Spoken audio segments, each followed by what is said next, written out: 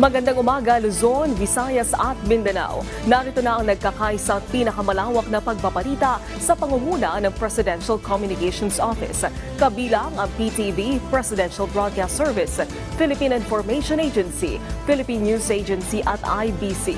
Tutok na sa mga balita mula sa iba't ibang bahagi ng bansa. Ito ang Balitang Pambansa. Ngayong umaga sa Balitang Pambansa, patuloy na pagbaba ng presyo ng mga bilihin gaya ng bigas, bunga ng pagsusumikap ng administrasyon ni Pangulong Ferdinand R. Marcos Jr. at Department of Agriculture na maging abot kaya ang presyo ng pagkain. Pantawid pamilya at ayuda sa mga nangangailangan, tiniyak rin na magpapatuloy. Pangulong Ferdinand R. Marcos Jr. pinasisiguro sa Office of Civil Defense na handa ang bawat Pilipino sa anumang sakuna. Mga ahensya ng gobyerno tiniyak na may mapagkukunang pondo sa sandaling tumama ang The Big One. Pilipinas mag-e-export na mahigit 66,000 metriko toneladang asukal sa Amerika ayon sa Sugar Regulatory Administration. At Department of Agriculture, target na gawing kadiwa accredited ang NFA rice retailers para mapabilis ang paglalabas sa mga nakaimbak na bigas. Sa detalye ng mga balita, ipinagmalaki ng Malacanang na mula nang ipatupad ang maximum suggested retail price itong Enero, umabot na sa 19 pesos ang ibinabang presyo ng bigas. Ang iba pang good news, alamin sa Balitang Pambansa ni Clazel Pardilla ng PTV.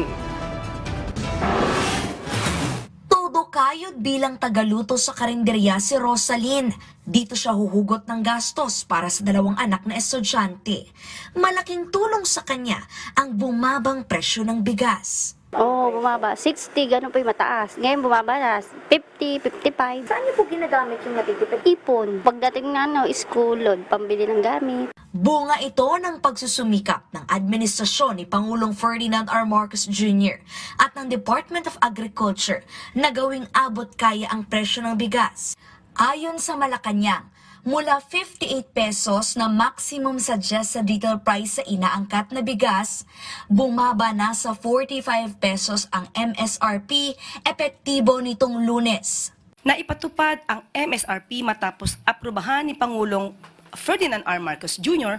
ang pagbawas sa rice tariffs sa 15% mula 35% noong Hulyo 2024. Dahil sa bumabang presyo ng bigas, bumagal din ang inflation rate nitong Pebrero. Ramdam din ng mga rice retailer ang ginhawa sa kanilang negosyo. Si Christopher, kung dati 80 kaba ng bigas ang nabibili, ngayon 100 sako na. Yung dati, nasa 1,350 ang puhunan yan. Ngayon, nasa 1,1 na lang. Malaki talaga binaba. Walang malayo sa gobyerno sa paghahatid ng tulong.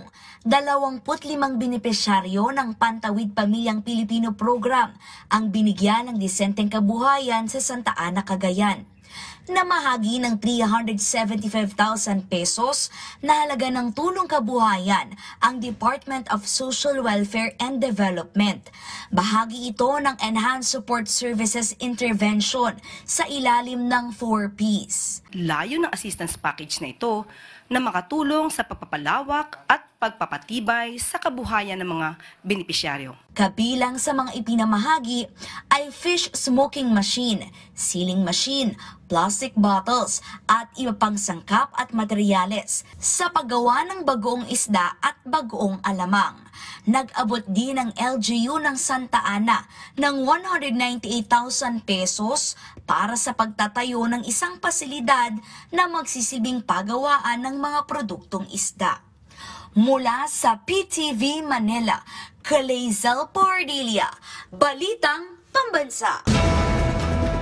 Samantala, nagsimula ng pag-aralan ng Regional Tripartite Wages and Productivity Board sa buong Pilipinas ang mga petisyon para sa hiling na dagdag sahod ng mga manggagawa. Yan ang kinumpirma ng Malacanang sa harap na rin ng hiling na aumento sa sahod ng isang labor group na gawing urgent ang panukalang batas na layong itaas ang sahod ng mga manggagawa nang hindi bababa sa 200 piso. Ayon sa palasyo, masusing pinag-aaralan ng mga petisyon at kinakailangang alamin ang damdamin ng mga employer at mga empleyado. Sa ngayon, tiwala ang palasyo na matutugunan ng Tripartite Wages and Productivity Boards ang issue. Actually, ang direktiba lamang po ng ating Pangulo ay sundin po kung ano yung nasa Labor Code. At sa ganito po kasing pagtataas ng sweldo po, kinakailangan din po natin kasi madinig lahat ang employers, employees, para po mabigay po natin ang mga mas maganda at reasonabling sweldo po para sa kababayan natin. Yan po ay ngayon po ay pending po, kung di ako nagkakamali, sa Kongreso. So hintayin na lamang po natin kung meron po silang magiging resulta sa kanilang gagawin pong legislation. Mula sa Philippine News Agency na bahagi na ng tulong ang Department of Social Welfare and Development sa mga pamilyang pinahasa sa Sarangani Province.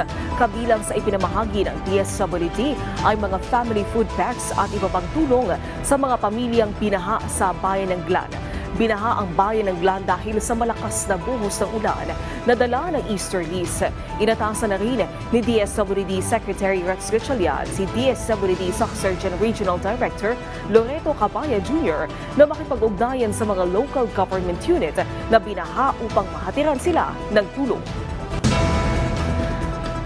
Asahan ang mas maraming trabaho para sa mga Pilipino matapos tumaas na mahigit triple ang inaprobahang investment ng Philippine Economic Zone Authority o PEZA sa unang bahagi ng 2025. Ang detalye sa balitang pambansa ni Harley Valbuena ng PTV Manila.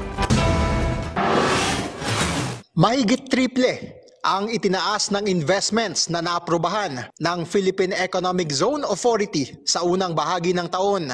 Ito ay dahil na rin sa pagsusumikap ni Pangulong Ferdinand R. Marcos Jr. na makalikom ng mas marami pang investments sa Pilipinas. Sa inilabas na datos, umabot sa 58.94 billion pesos ang investment approvals ng PEZA sa first quarter ng 2025. 294.26% ang itinaas nito mula sa 14.95 billion pesos investment approvals sa first quarter ng 2024. Kabilang sa mga naaprobahan ay 66 na bagong proyekto at expansion projects. Karamihan ay nasa manufacturing at IT BPM.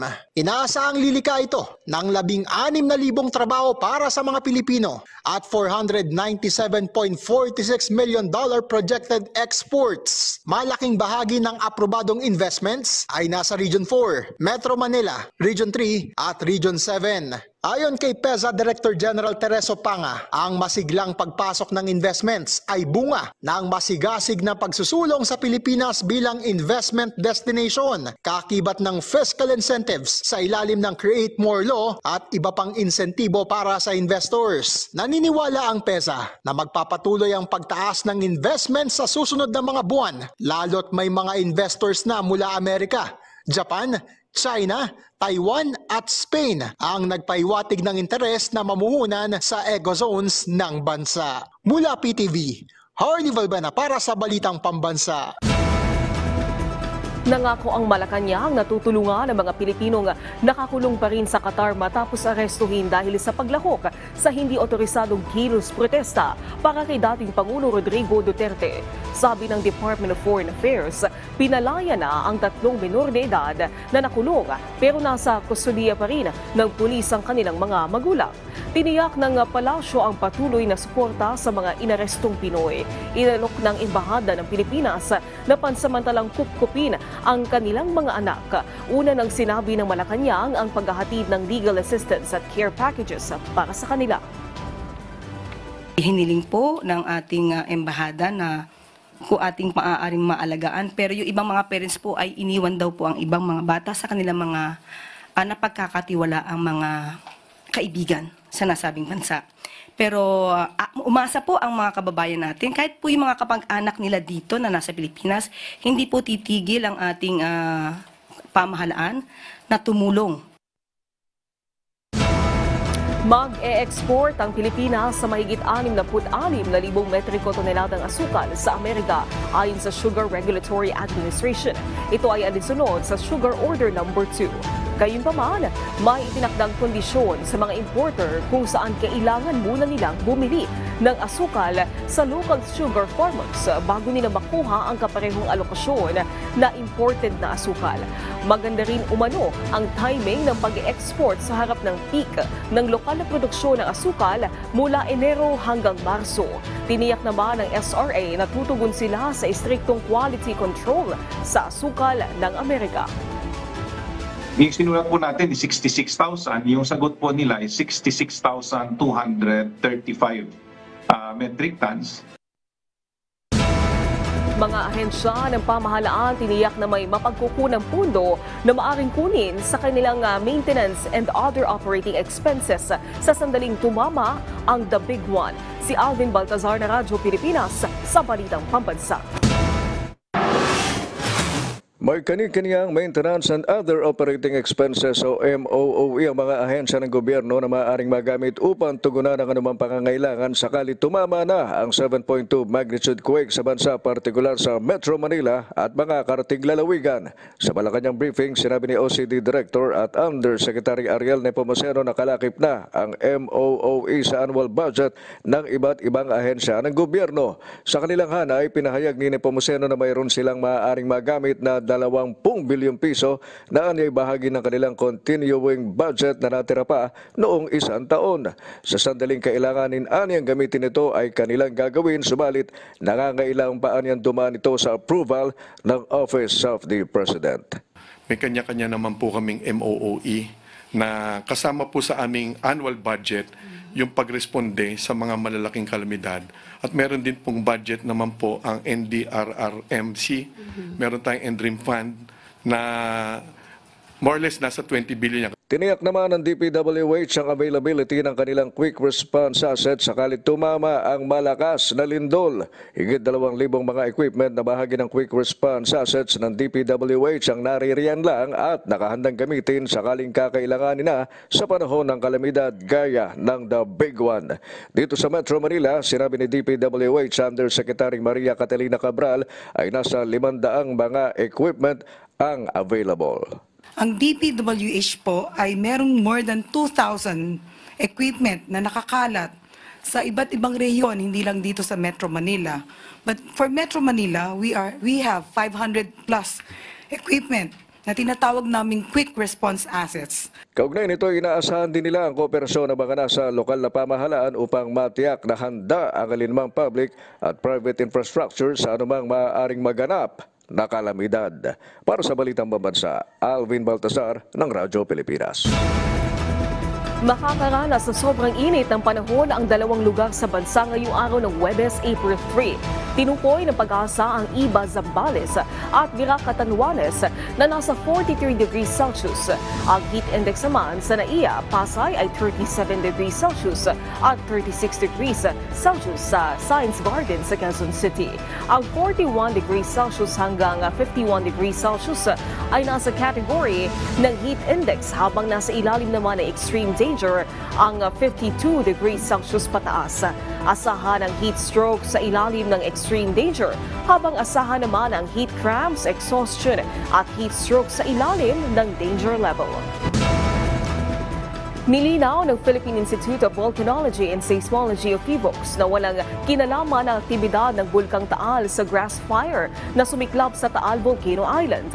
Ayon kay PHIVOLCS Director Teresito Bacolcol, posibleng dulot ito ng matinding init ng panahon o aksidenteng sanhi ng tao tulad ng itinapong upos ng sigarilyo. Matatandaan na Martes ng umaga nang mamataan ang sunog at kinabukasan na ng alas 2 sa madaling araw ng maapula ito. Patuloy ang investigasyon ng San Nicolas MDRMO sa insidente. Kaugnay nito, muling nagpaalala ang PHIVOLCS na bawal pumasok sa Taal Volcano Island dahil ito ay isang permanent danger zone. Target ng Department of Agriculture na gawing kadiwa accredited ang NFA rice retailers para mapabilis ang paglalabas ng mga imbak na bigas. Si Vel Custodio ng PTV para sa Balitang Pambansa. Pinaplano ng Department of Agriculture na gawing kadiwa ng Pangulo accredited ang NFA rice retailers para pabilisin ang pag-release ng rice stocks ng National Food Authority. Kung sila na mismo, meron silang pwesto, meron silang tao, merong network. So, yun, actually, nakita na yun ng DA, pinapag-aralan, na buhayin yung ganong sistema para ma-ensure natin na, kumbaga, accredited kadiwa sila. Inaasahan namang tataas ang production ng lokal na palay ngayong taon. Mahigit 20 milyong metrikong tonelada na ng lokal na produksyon ng palay ang naitala nitong unang kwarter ng taon. Habang 50% na ang compliance level ng 45 pesos maximum suggested retail price ng imported na bigas na sinimula nitong Lunes. Bukod sa bigas, may mga bagong proyekto ng isinasagawa ang Kagawaran ng Agrikultura para patuloy pang pababain ang presyo ng karning baboy. Ngayong ang pilot testing ng Food Terminal Incorporated at leading pork producer na CP Food para sa discount sa sabit ulo ng karning baboy. Si CP, siya ang magdadala directly ng baboy at a discounted price sa mga slaughterhouse, and then yung mga biyahero, sila yung magdadala ng kanilang kakatay doon sa slaughterhouse. Kukunin nila yung baboy. Initially, mga 100 heads muna yung target. Isasagawa ang pilot testing sa mga palengke sa Metro Manila, partikular sa Malabon, kung saan magiging 290 na lang ang presyo ng sabit ulo mula sa direktiba ng DA na gawing 300 pesos. 240 pesos naman ang magiging presyo ng discounted na laman ng karning baboy at 260 sa lempo. Bukod dito, pinaplano rin ng DA na maglagay ng card na magsisilbing tracker mula sa producer hanggang sa retailer ng baboy. Yung card, para malaman gaano karaming baboy, sinong producer, magkano ang kuha. Paraan din ito para matukoy kung saan nagkaroon ng problema sa compliance sa pork MSRP. Sa ngayon, 88% na ang compliance level sa farm gate price ng baboy na 230 pesos, habang 39% naman ang compliance sa MSRP. Maghihigpit na ang DA sa mga nananamantala sa presyo ng karning baboy. Sakali na hindi pa rin masusunod, posibleng magkaroon ng kintakom hearing, at pangalawa, posible rin na yung mga shipping permit, kung mapatunayan na merong paglabag sa anumang legal na proseso, pwedeng bawiin ang shipping permit. Samantala, ayon sa DA, nagsisimula ng bumaba hanggang 120 pesos ang kilo na imported na bawang mula sa dating 160 pesos kada kilo. Nauna nang sinabi ni DA Secretary Francisco Q. Laurel Jr. na hanggat maaari ayaw niya magpataw ng MSRP sa bawang kung kaya namang pababain ang presyo nito. Papalakasin naman ng DA ang research and development para sa pagpapataas ng local garlic production. Isa pang target na proyekto ng Kagawaran ay ang pagtatama sa timbang at categorization ng itlog. Ito ay para maiwasan ng makabili ng egg sizes na hindi tugma sa label nito. Mula sa People's Television Network, Vel Custodio para sa Balitang Pambansa. Sapat ang supply ng kuryente sa bansa kahit formal nang idineklara ang panahon ng tag-init. Sa programang Bagong Pilipinas Ngayon, sinabi ni Department of Energy Assistant Secretary Mario Marasigan na hindi nila nakikita ang posibleng kakulangan ng supply ng kuryente sa bansa sa kasalukuyan. Gayunpaman, patuloy na nagsasagawa ng simulation ang Kagawaran para makapaghanda para sa iba't ibang sitwasyon, kabilang ang nalalapit na hatol ng bayan 2025 sa Mayo. Bahagi rin ng mga paghahanda ang temporary shutdown ng planta ng kuryente para matiyak ang tamang maintenance. Inihanda rin ng DOE ang mga mitigation program tulad ng interruptible load program sakaling magkaroon ng hindi inaasahang pagtipis sa supply ng kuryente. Sa ngayon po ay sufisyente ang ating supply ng kuryente at hindi po natin inaasahan na magkakaroon po tayo ng kakulangan sa ating pagbibigay ng serbisyo sa kuryente. Pinawi ng palasyo ang pangamba sa gitna ng sunod-sunod na military drills sa paligid ng Taiwan. Pero kaayon kay AFP Chief General Romeo Browner Jr., mas maigi raw na maging handa. Ang detalye sa Balitang Pambansa ni Patrick De Jesus ng PTV Manila. Handa at may contingency plan ng pamahalaan na sagipin ng mga Pilipinong nasa ibang bansa na maaring maipit sa gulo. Ito ang tiniyak ng Armed Forces of the Philippines. Kasunod na naging pahayag ni AFP Chief of Staff General Romeo Browner Jr. na maghanda ang mga sundalo sa posibilidad ng Taiwan invasion. Sabi ni Browner, hindi maiiwasang madamay ang Pilipinas kapag sinalakay ang Taiwan. Partikular na rito ang pagsagip sa nasa 250,000 na OFWs na pangungunahan ng mga sundalo sa AFP Northern Luzon Command. Ito ay kasama sa mandato ng ating AFP to look after the welfare of the Filipino people wherever they are around the world. So hindi lamang naman barko, pwede naman by aircraft or by providing advanced teams to be able to help them consolidate kung sakali man may mga repatriation efforts ang gobyerno natin. Mahirap naman tumaabutan tayo na hindi tayo prepared. Ayon sa isang eksperto, may basehan na naging pahayag ni Browner, lalo't dati na ring sinabi ng China na nais silang magkaroon ng reunification ang Taiwan. Yung kakulangan ng dialogo sa pagitan ng dalawang panig ay nakakabahala kasi yung risk ng miscalculation, misunderstanding ay tumataas. Nagpapatuloy ang military exercise ng China sa paligid ng Taiwan na tinawag na Strait Thunder 2025-A na nakatuon sa regional control, joint blockade, and precision strike ayon sa Chinese PLA Eastern Theater Command. Ayon sa Ministry of National Defense ng Taiwan, nadetect ang nasa 76 na PLA aircraft, 15 PLA Navy vessel at 4 pang barko mula China. Sabi ng palasyo, wala pa namang dapat ikapangamba ang taong bayan. Tama lamang po na magkaroon po siya ng reminder sa buong troops, pati na din po sa taong bayan na we should always be prepared in all contingencies. Kung mangyayari pa po yan, hindi po tayo dapat magtulog-tulog sa ating posisyon at sa trabaho, lagi po tayo handa. Samantala, binuntutan ng Philippine Coast Guard ang Chinese research vessel na nasa loob ng archipelagic waters ng Pilipinas at huling namataan 15 nautical miles mula sa silangang bahagi ng Calasguen, Palawan. Nag-deploy ng Islander aircraft ang PCG pero hindi sumagot ang naturang research vessel na Songhang ng radyohan. They might just be invoking the right of innocent passage, but we also advise them that they're not authorized or allowed to carry out marine scientific research within our own archipelagic waters. Inaprubahan naman ng US State Department ang posibleng pagbenta sa Pilipinas ng 20 F-16 fighter jets at iba pang kagamitan na nagkakahalaga ng $5 billion. Sa inilabas sa pahayag ng US Defense Security Cooperation Agency, pagsuporta raw ito sa national security at foreign policy ng Amerika na palakasin ng kanilang strategic partner gaya ng Pilipinas. Nang tanungin para sa kumpirmasyon, sinabi ng Department of National Defense na wala pa silang natatanggap na opisyal na notice sa nasabing desisyon ng US.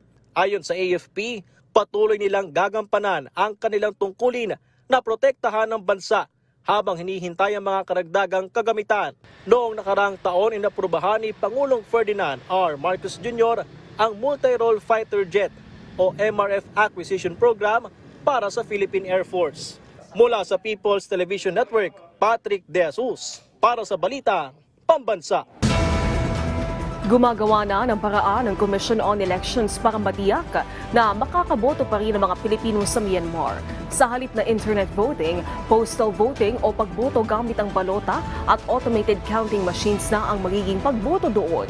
Sa Biyernes, inaasahang nakalinya na rin sila para mapadalhan naman ang automated counting machines. Habang sa Thailand, mananatili pa rin ang internet voting dahil maayos naman ang kalagayan ng mga Pilipino at ang linya ng komunikasyon. Patuloy ang paghikayat ng COMELEC sa mga Pilipino sa ibang bansa na mag-enroll para sa internet voting. Sa huling datos ng COMELEC, nasa higit 17,300 pa lang ang nag-e-enroll na botante sa ibang bansa. Naka-diplomatic pouch po siya para sigurado, protektado, and secure yung ating mga balota. Yung mga makina po, magsisimula ang deployment ngayong pong April 4. Mag-enroll na po tayo, nandiyan po lahat yung link na kung saan kayo pwede mag-enroll. Samantala, patuloy naman ang isinasagawang road maintenance sa bahagi ng North Luzon Expressway o NLEX.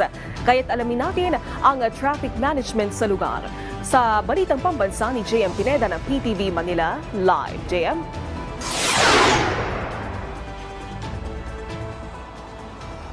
Naomi, ilang mga linya nga dito sa North Luzon Expressway ang pansamantalang isasara dahil sa ilang mga road maintenance ngayong araw.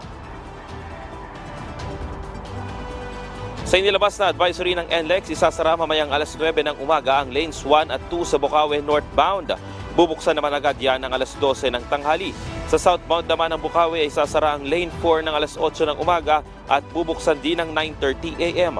Mamayang gabi rin ay may ilang mga linyang isasara gaya ng Apalit at Marilao northbound. Isasara ang Apalit northbound lane 1 ng alas 8 ng gabi at muling bubuksan ng alas 5 ng umaga ng April 4. Sa Marilao northbound naman, 9 p.m. isasara sa mga motorista ang lane 4 pero bubuksan naman ng alas 6 ng umaga kinabukasan. Sarado rin mamayang gabi ang ilang linya sa Balagtas southbound. Ang lanes 1 and 4 ay di madadaanan ng alas 9 ng gabi hanggang alas 5 ng umaga. Sabi ng pamunuan ng NLEX, hindi sabay-sabay isasara ang mga lane para hindi magdulot ng traffic. Naomi, sa mga susunod na araw din ay magkakaroon ng ilang mga road maintenance sa gabi sa ilang mga linya na sakop ng Bukawi at Balagtas southbound. Sa may banda naman sa Santo Tomas, Pampanga ay isasara rin mamayang gabi ang lane 1 para bigyang daan ang ginagawa ng DPWH sa Santo Tomas Interchange Project. Alas 4 ng umaga muling bubuksan ang linya. Sa April 7 naman, isasara ang southbound nito. Naomi, nanatili namang maluwag yung trapiko dito sa NLEX at kung nakikita nyo nga sa aking likuran, dito sa Balita Wactol Plaza ay tuloy-tuloy pa rin yung daloy ng trapiko at daloy ng sasakyan. Kahit sa ibang mga parte ng NLEX toll gates ay maluwag pa rin ang pag-andar ng mga sasakyan. At yan muna ang latest. Balik sa iyo, Naomi. Maraming salamat, JM Pineda ng PTV. Samantala, Police Regional Office 6 bumuo ng Boracay Anti-Vice Unit para palakasin ang pagpapatupad ng seguridad sa isla. May balitang pambansa si Paul Da Rosa ng Radyo Pilipinas, Iloilo.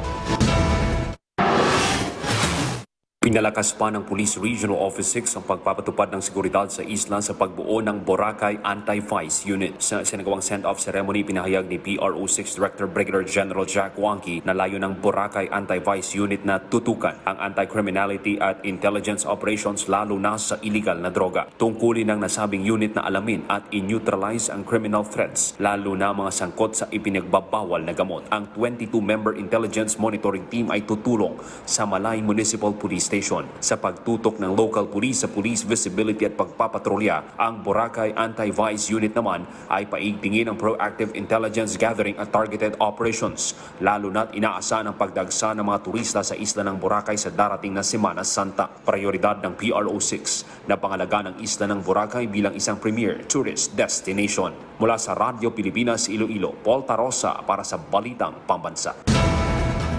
Sa pagkakataong ito, alamin muna natin ang sitwasyon ng trapiko sa EDSA.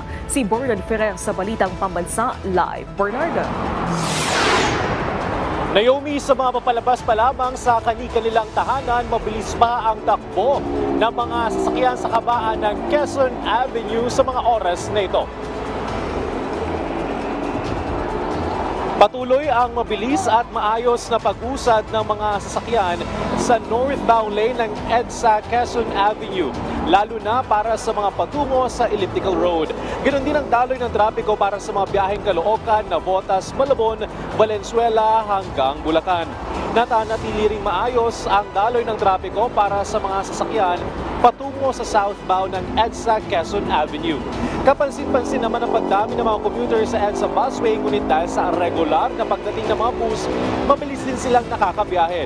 Patuloy naman ang ginagawang paghahanda ng iba't ibang ahensya ng pamahalaan tulad ng DPWH, DOTR at MMDA para sa rehabilitasyon ng EDSA na magsisimula ngayong buwan.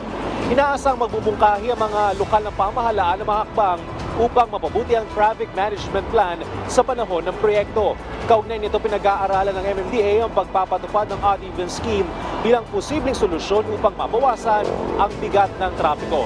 Samantala, dumating na sa MRT3 ang mga bagong wheelset ng tren na binubuo ng mga gulong, axle at bearings. Siniguro ng mga kawani ng MRT ang mga ito ay matiyak na nasa tamang bilang at ayon sa itinakdang specification. Ipapalit ang mga ito sa mga lumang wheelset upang matiyak ang mas maayos, mabilis at ligtas na biyahe ng mga tren para sa mga pasahero. Naomi, ngayong Webes, bawal ang mga plakang nagtatapos sa numerong 7 at 8 mula alas 7 ng umaga hanggang alas 10 ng umaga at muli alas 5 ng hapon hanggang alas 8 ng gabi. Para din sa ating mga kababayan, huwag kalimutan na magbaon ng payong at tubig para naman na madepensahan ang kanilang sarili sa mainit na panahon. Balik sa iyo, Naomi. Maraming salamat, Bernard Ferrer ng PTV.